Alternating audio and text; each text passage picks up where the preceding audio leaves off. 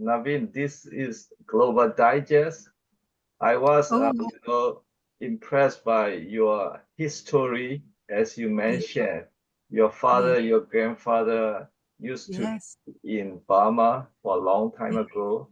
And yes. when did you was last time in Burma? Oh, I was very young then. It was in um, 60s or something. I was very young. But my mother's family is born and brought up in Burma. I So see. my mother was born in Rangoon. Um, I think they've changed the name now. And my aunt, her sister, was born in Loico. I see. And the main thing is that my grandfather, his father, my great grandfather, I see. they lived in Loico, and it was a very big family.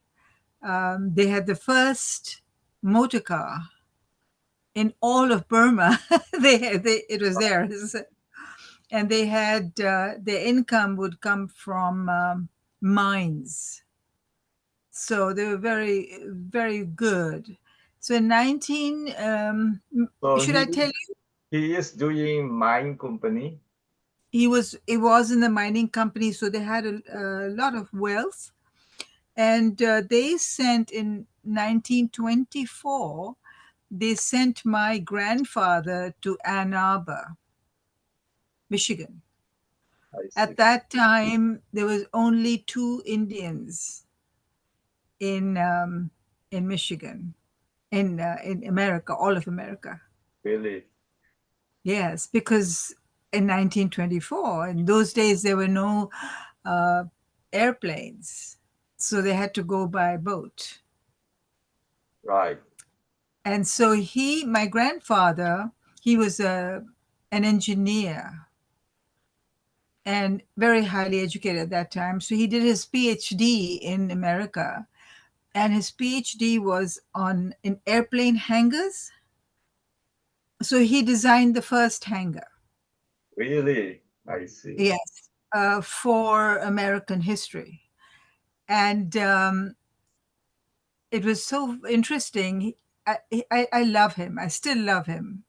He was very He's close, still and alive or he's no, no, no, my grandfather. So he died in 1970. But I remember very closely the stories he would tell me. So I can tell you those stories because they're so okay. close to me. If you But want me, yourself is not born in Burma. no, no, no. I was born in India. And my daddy was in the military, so I was born in the military hospital. Your And grandfather is a was mine company, no, my great grandfather. grandfather, and your That's how they got grandfather, the money. That's how they got the money to send him to America. To America in those days, it was not easy to send. your grandfather was in America, Yes, and he was the engineer. right? And your father is a military. My father's military, and my grandfather is the one who built all the roads to uh, along the Irrawaddy River. I see. To All Mandalay, yes, and all into China. I right? remember visiting him, What is his uh, name? Your great father. Lal Singh, Lal, Lal Singh, because it was a Sikh name. We are Sikh. I see. And so I used to wear a turban. And so his name is Lal Singh. So your father built a road to No, my grandfather. your great father. Yeah, my mother's father. I see. Your He, grandfather built road from Rangoon to Mandalay to China. right, not from Rangoon, from Loico. I see. All of that area that is in the rivers, in the in the forest. He spent a lot of time there. Right. It, And I went when I remember seeing when I was a little girl. I saw him doing it, building the road in Loico, and he was using dynamite. how he laid the dynamite, and he could speak Burmese, so his workers were all Burmese.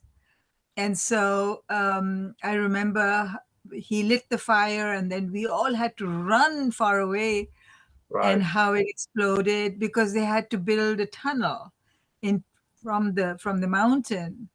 I saw him doing that. It was a Because wonderful experience. Burma has a lot of mountains and Yes, rivers, so we need a lot of drilling tunnel and uh, connecting bridges because of a lot of rivers. So yes, your mother's side grandfather is engineering. yes. What about your And father? Your father, he was in the Corps of Signals. I see. I mean, your father, the great. You said the mine company is your. Oh, he was my grandfather's father, my great grandfather, I see. That is your mother's side or your father's my side? mother's side. So my mother's grandfather, he was in the one with the mines, and he was one of the first ones who left India to go Burma. to go to Burma. I see. Then he set his family there, and a beautiful, they used to tell me there's a beautiful home with a huge library, very, very nice. And so they lived a very good life. And then Navin came. So then Right. my great grandfather died, and my grandfather was still in Burma. And then when Navin came, then all the people from India were asked to leave. Around Um, 1960s. yes, I think it was 60s or early 70s. I think it Right. was late. Around And 68, around, 69. yeah, yeah, around 68. So, and my grandfather never recovered. He absolutely loved Burma. So for him to live in India was very hard. It Right, broke his because heart. military coup, since Yes, that time, General Nevin, military dictator, he not coup good. and he expelled all Indian original, also Mhm, all Chinese original. There was also a lot of Chinese. So mhm, since military coup, and mhm. it's disconnect with around the world. There is no good trading or no communication with outside world. It was self a kind of isolated country, Oh, and wow. it's collapsed economic system and political system till today. The consequence is till today. you know, Burma could not be recovered as a prosperous country. During your father, great father, grandfather time was the best old time in Burma, It was wonderful. the prosperous country, in Asia, richest country, and Yes. a lot of people came to Burma, do business and study everything during British colony. Before just the end of British colony, Burma was very high economy, but Mm. it was destroyed in day and night by Nevin. You know, I don't know what it was, and I have a feeling that maybe America and China had something to do with it. But when I saw it at that time, when I experienced it, it was so beautiful. right, The women would wear orchids in their hair, and they were so graceful. right. I remember. I will never forget. There was a. I absolutely loved it, and my grandfather loved it too. So he could not live. He Just was not happy in India after he came from Burma. He kept on longing for Burma. right. Before just the end of British colony, around 1930s, it was the best, I mean, the highest economic growth because there was Yes. plenty of food, plenty of rice in the world. The most produced rice is from Burma. There was plenty of rice and it was exported to around the world, to Europe, India, other countries, mainly export from Burma because there was, resources, natural resources, a lot of gold, still there was in England, a lot of gold came, From Burma. yeah, from Burma to England, So Right. there And was, your jewels, your rubies. Oh my God, they're the best rubies in the world. right. That was that time a good old day.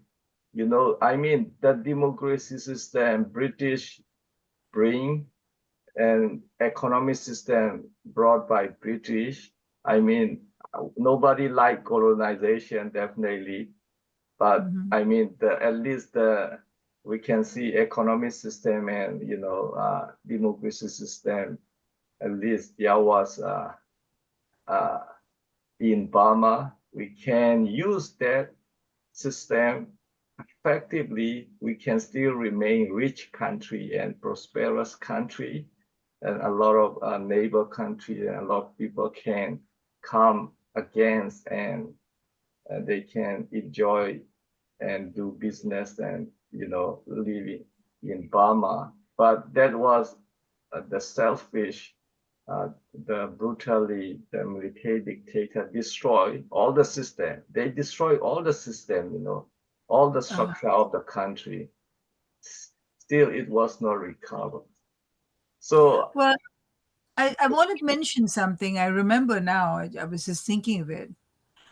Um, oh, and then I have some photographs of my grandfather. I'll show it to you. I thought of it with his team, and they're all Burmese. He's the only one who's with a turban. But I'll go and fetch it right now. sure. It's I know exactly where it is.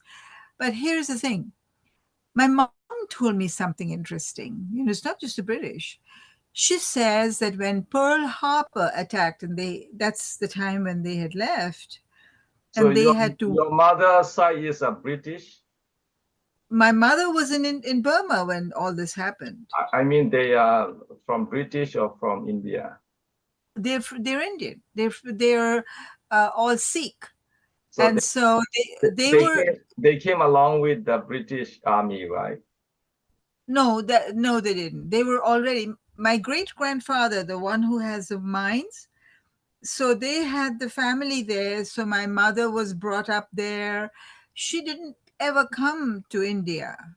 Uh, And so they were all Burmese. She would speak Burmese. And when Navin happened, then they had to leave. And I remember now that my mother told me that the rivers were full of blood.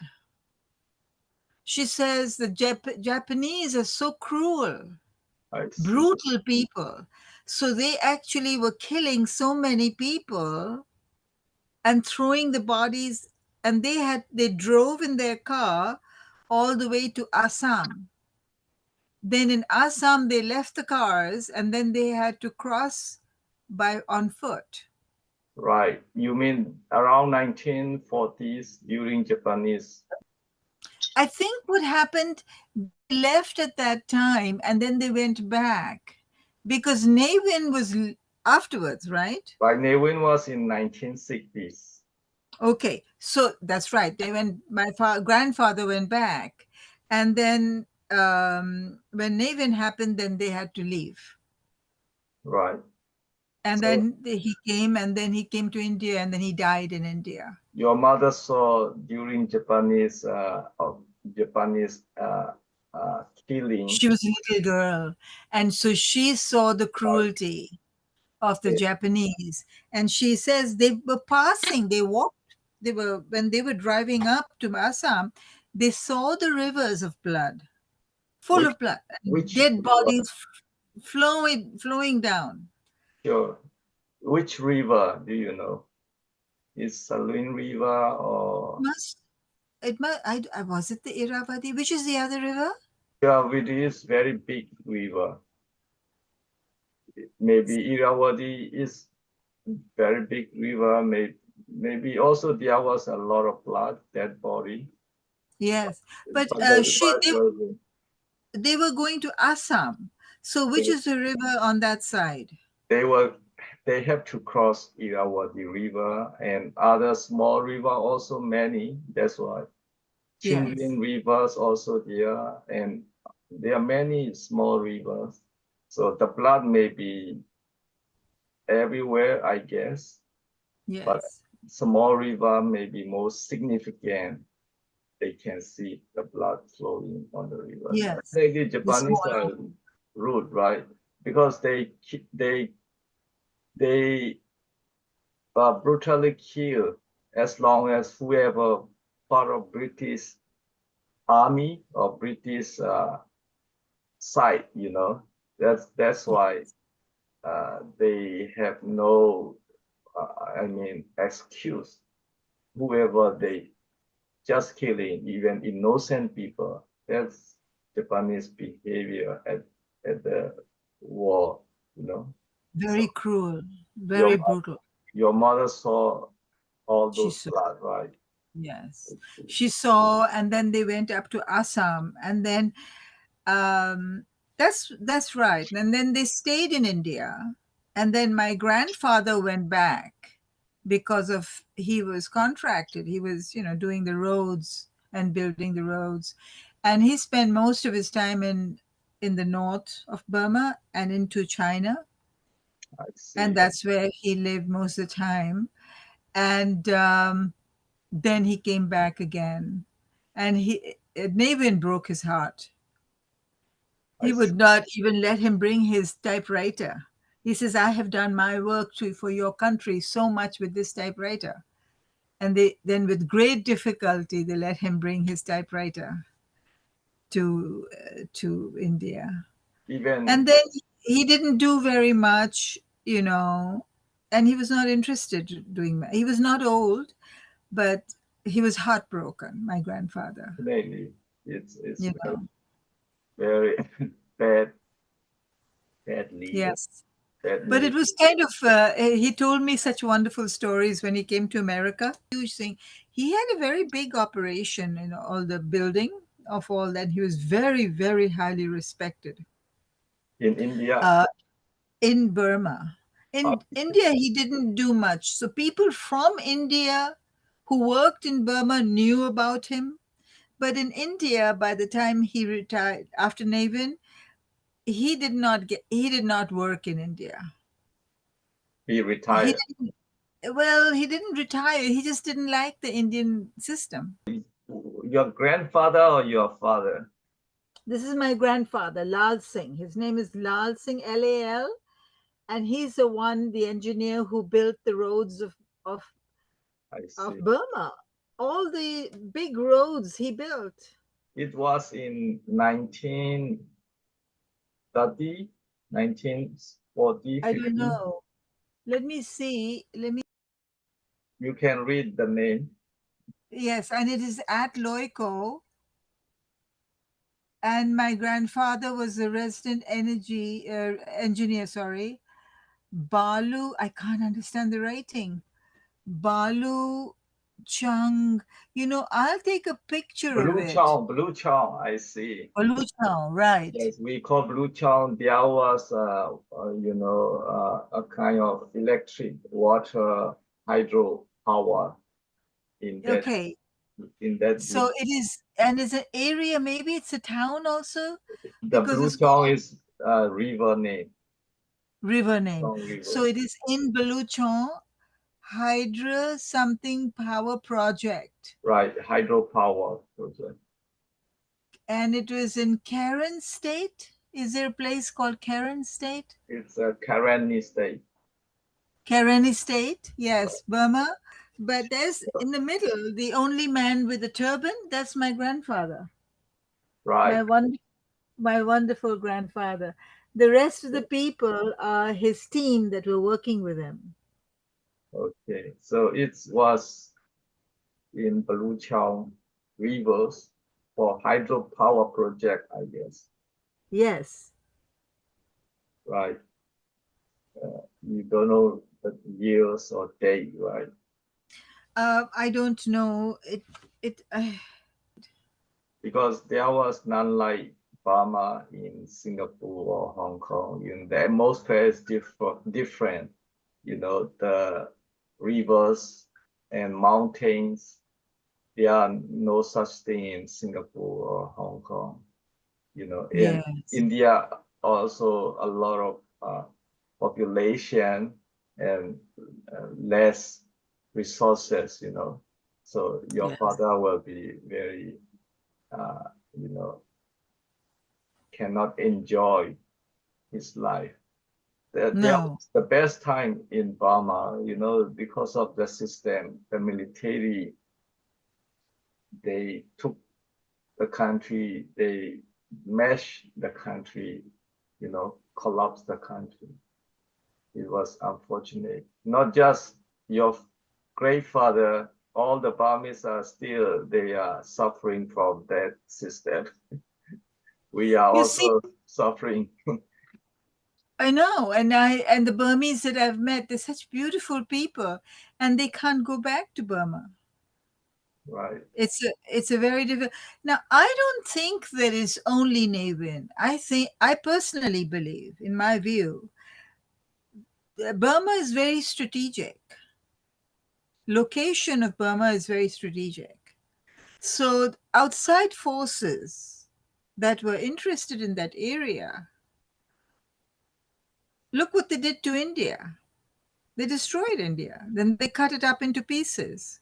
Pakistan, and it's just mind boggling. You know about East Pakistan and West Pakistan. So they did a lot of damage, and they stole a lot of the resources.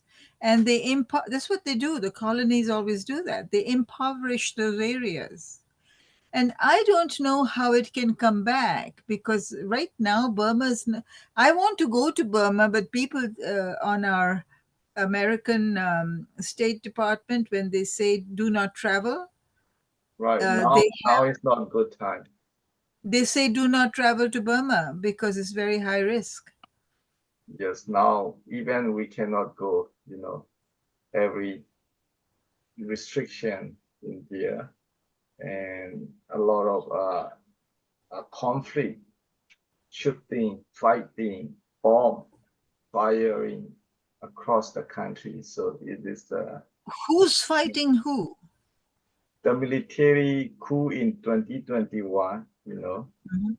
and a lot of democracy activists, democracy supporter, Aung San Suu Kyi supporter, civilian, they protest, but the military brutally kill, shooting the protester. Then many civilians, they went to home and they used their home guns and their home, weapon. They protect military shooting and they defense, and then it start conflict between civilian and military government. And now the civilian become more and more arms, and they get different kinds of weapon.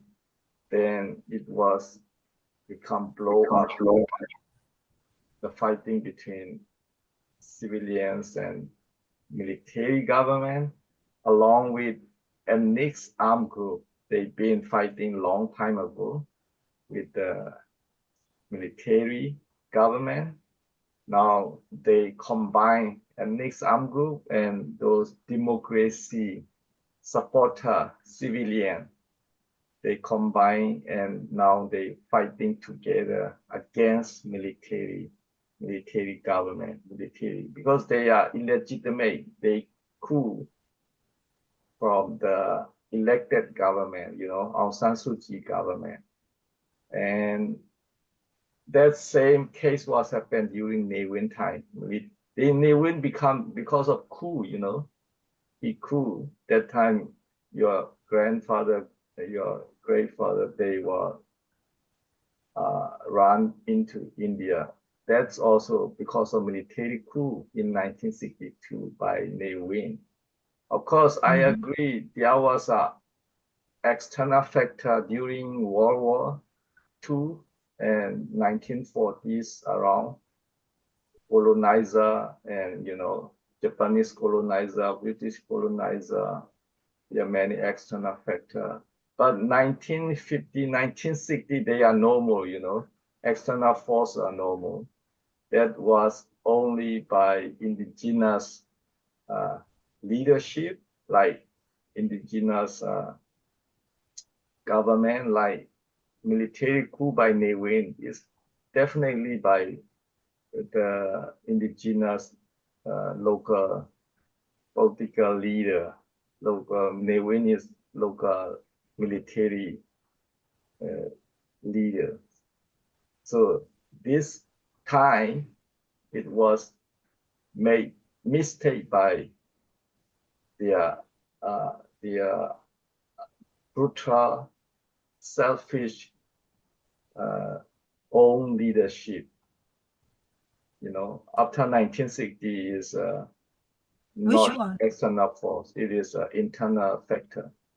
It is internal. A reason. So here's a question that I have of you. Why did Hillary Clinton go to Burma? You mean 10 years ago? I think it was about 10 years ago. There's a picture of her standing with Aung Aung San Suu San, Kyi. Aung San, Yes, Aung San Suu Kyi, right? right. So wherever she goes, she creates problems, huge problems. And because when she went to see Gaddafi in Libya, he wound up dead because of all that big Benghazi issue. Um, and they were running arms to Syria from Libya. So I'm kind of curious if America has interest in Burma. That so I don't know if it's to their advantage, if it's strategic enough for them, for America. Is it? What do you think? Sure. There are many reasons and many, uh, complicated issue and not good. I mean, engagement on some mistake, a lot of policy mistake. Definitely, there are a lot of policy about Hillary Clinton and U.S. engagement in Burma 10 years ago during Obama administration. Yes. Hillary Clinton's Secretary of State went to Burma to engage Yes. Burma to make Democrat credit as they are opening free society in military country, kind of they want to make credit their success in democratization in Burma, but it was not. It's become a showcase. Hillary Clinton went there, Obama went there, and they announced they turn military into democratic government. But inside, deeply, they could not change. They just saying democratization. There are many layers, many things we need to analyze in democratization. What level, what kind of democracy. That's why I've been telling many times. Now I'm advocating liberal democratization in Burma. It was not liberal democracy. What kind of democracy? I don't know. What kind of democracy? They success by democratic Hillary Clinton, Obama administration, we don't know what kind of democracy. They just say democracy, you know. So Yeah, no, after they're after not good people. 5 years, 6 years, it become, you know, collapse again. Now military handover again. So Mm, that's what they did.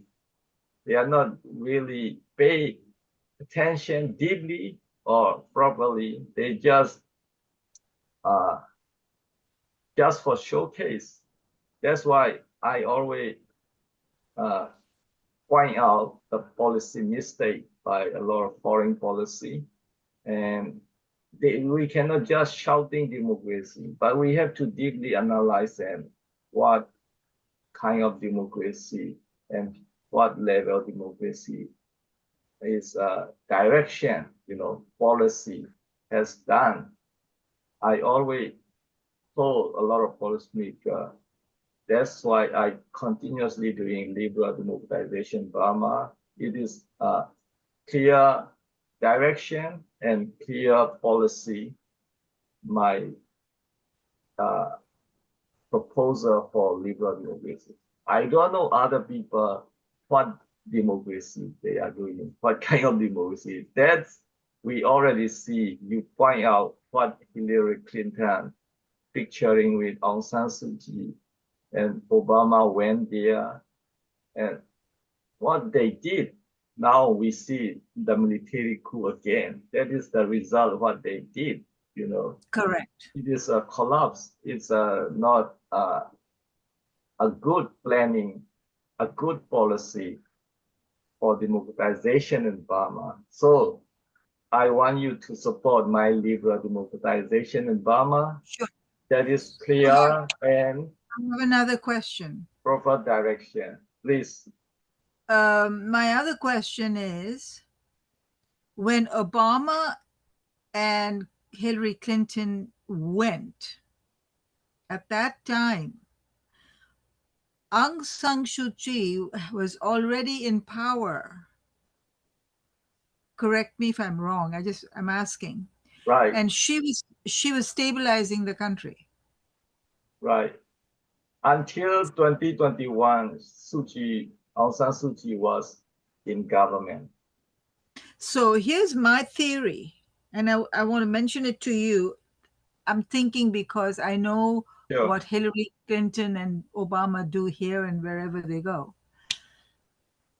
They knew that she was stabilizing the country and doing a good job. So they went there to destabilize her. And they destabilized her and started a military coup again. That is my opinion. I don't know. I'm just guessing. Tell right. me what you think. It can be, you know, your theory can be, I mean, some point it can be reflected because uh, the wrong policy, the wrong direction, the wrong uh, intent, I mean, the implementation, action. So many things are went wrong with the foreign policy and the lack of policymaker, lack of intellectual, and lack of political will without examining deeply and very well from all sides. And they just hurry to showcase that all implicated in that collapse of stabilization. They intention is just stabilization is not sufficient. If you want to do stabilization today, what about tomorrow or next week? There should be proper procedure and proper policy direction for tomorrow, next week. They did not plan for that.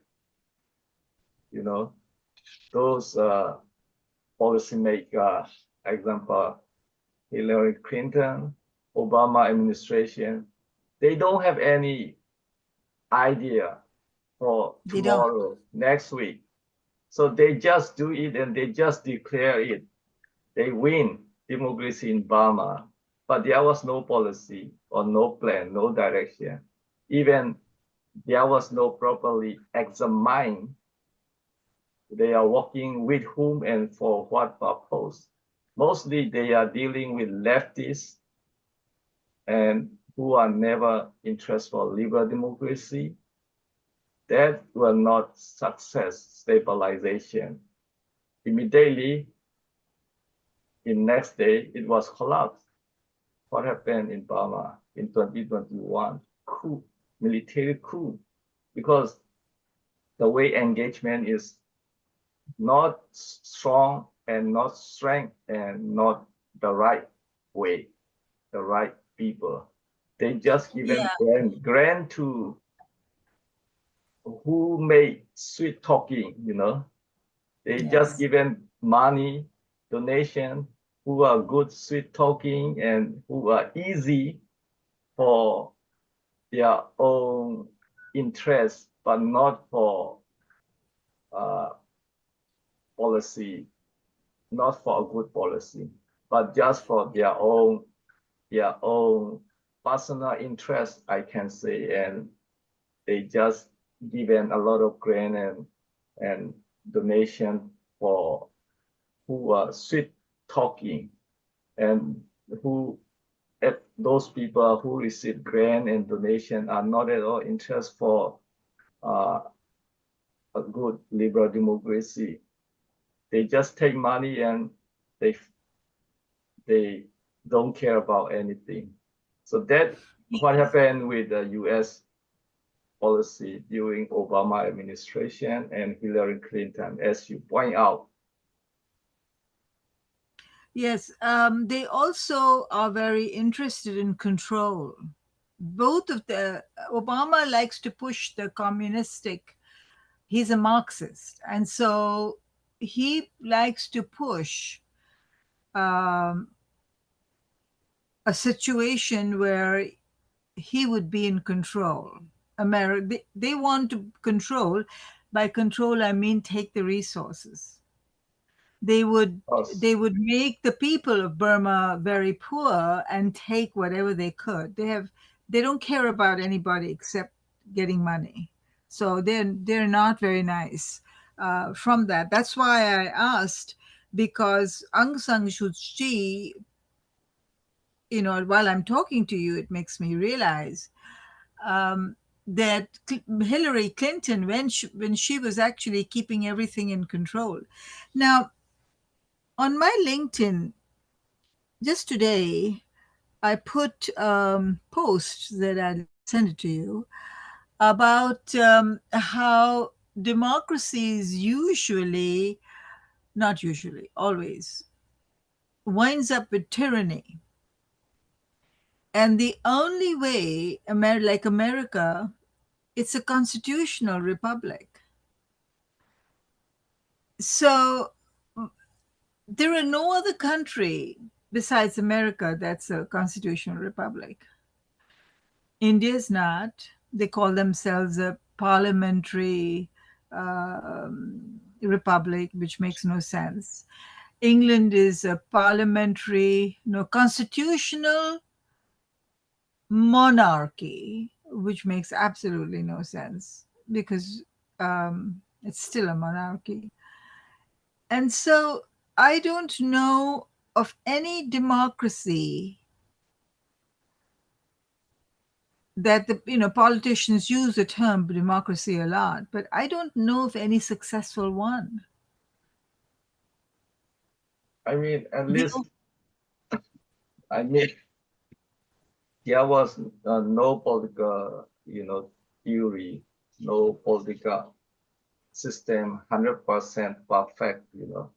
But at so least if we can achieve 80%, 90%, we can say it's very successful. correct. Like in That's case of why in that's why constitutional republic makes the most sense because the people are in control. right, The Americans, they yell and scream all the time, and right. then they keep. And I do it a lot because I believe in that. But they push the government back, and the government is actually frightened of us, which is the way it has to be.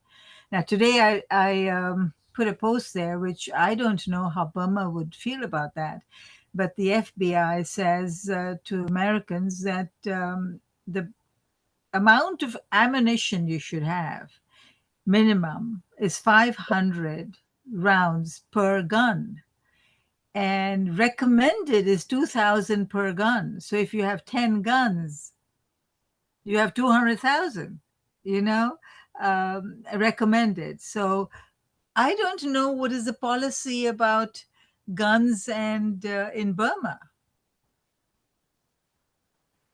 Of course, Burma is a military government right now.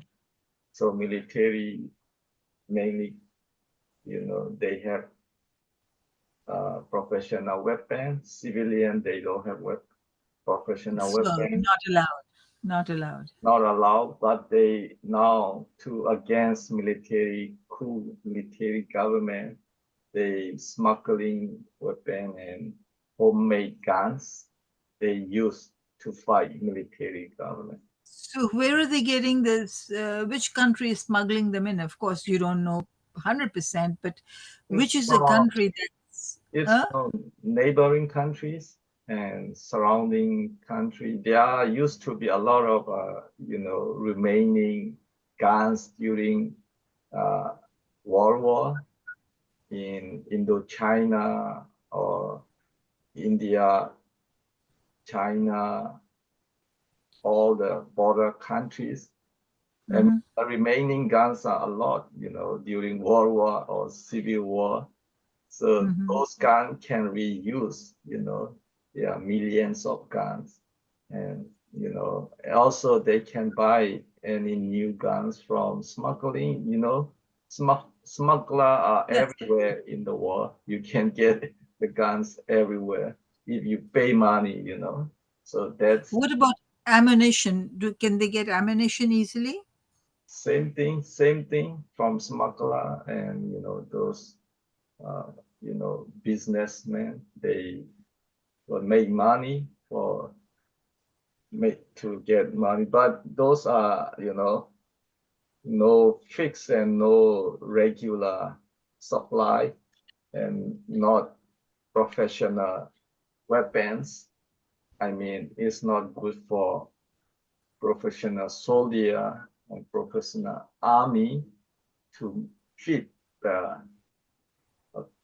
professional army. So Mm.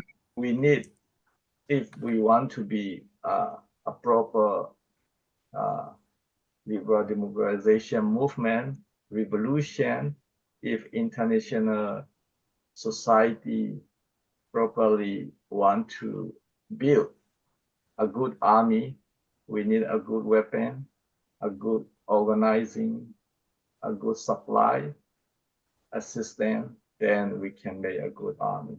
Otherwise, always it will become, a kind of gang group or local arms group, but never professional army.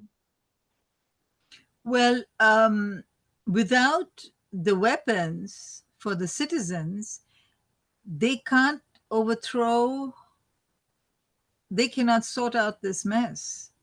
Not easy. That's we are facing now. The Burmese are fighting, but without professional weapon, this huge military will not fall down anytime soon. No, it's It- not possible unless they get somebody to make the weapons in Burma itself.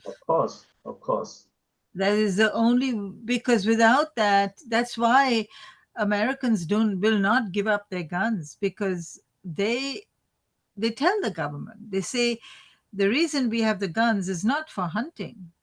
That's an extra thing. The reason we have the guns is to keep the government in line, because otherwise the government will will become tyrannical, and they're at the verge of doing that anyway. The kind of things that are happening in America Right.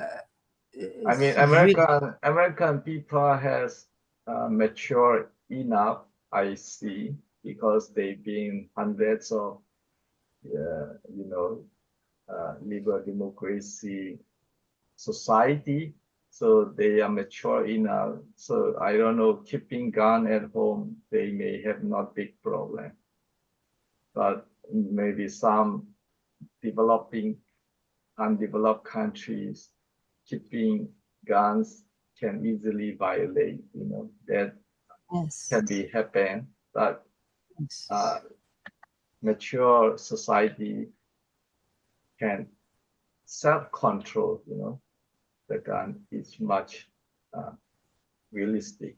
It's much realistic. Yes, yes, and the uh, countries that are not steady, where they have military problems, the dictators don't want the people to have guns. That's the first thing they do. You Right. know, India always had the right, used to have the right to carry and have guns. And then the first mutiny happened in 1886. And the Britishers, after that, they made a law that you cannot have guns. They took the guns away after So you 1880. But I know enough about India because of my connections and my heritage.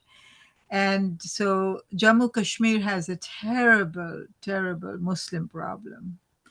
And the Jammu Kashmir people who are from Jammu Kashmir have no problem. They have lived, as Hindu and Muslim have lived in peace for a long time. But it's the people coming from outside. And so they want to convert, make that territory all Muslim. And so they are infiltrated heavily from Pakistan. And so Pakistan is interested in destabilizing that area. I see. So it's not safe at this point. But they're destabilizing by skirmishes, little fights here, little fights there, attacking people, Hindu people, um, creating a situation where they want to have only Islam and nothing Hindu should be there. So they're very aggressive. And being the Rohingya are refugees, so they expect the government to give them uh, food and money and give them some assistance, which they are taking, in addition to creating, usurping the government there. How many refugee, how many Rohingya in Jammu Kashmir? Oh, they were a very large number. I don't know the exact, but the last time I looked, which was a few years ago, if I remember correctly, the numbers were like between 300,000 and 500,000. It was a big number. Oh, that much? I did not know that much population they come. Now I could be wrong because this is, a little while ago, and it's not the area of my big interest. So, but that's the number that I had. It can be because even in Bangladesh, there were million of Rohingya, they say. Yeah, then that number makes sense. But that's how many traveled. Now, West Bengal is all the way near Burma, Right. and and Jammu Kashmir is near Afghanistan. That's a huge, area to travel, and for 500,000 people to do that it's significant. Yes, so they've created a lot of problem to India because they can go into Assam or Bangladesh, but instead they go all the way to Jammu Kashmir, I see. and they're creating problems in Jammu Kashmir, serious problems. I see. So it's quite explosive there. Now, Because they are Muslim too. well, they have Muslim in Bangladesh. Is all Muslim. Bangladesh is a Muslim country. Yes, they too. Yeah, so there's no reason to go from Bangladesh to Jammu Kashmir. I don't know, maybe they have a link or some I think connection. there's some political.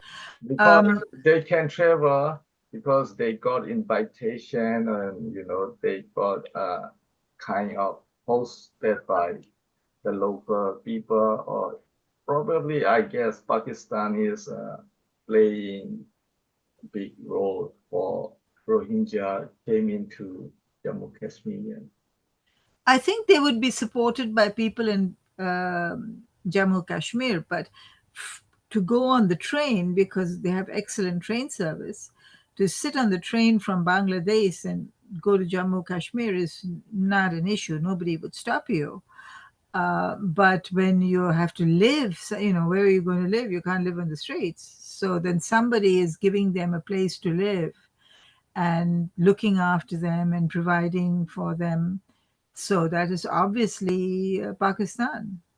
Right. It will be something, cooperation, so they can go there. Otherwise, they won't go there. Otherwise, they would be in great trouble because the weather is in winters is snows, so it's cold. Right. It's not, you can't live outside the way you would in good in a warm climate.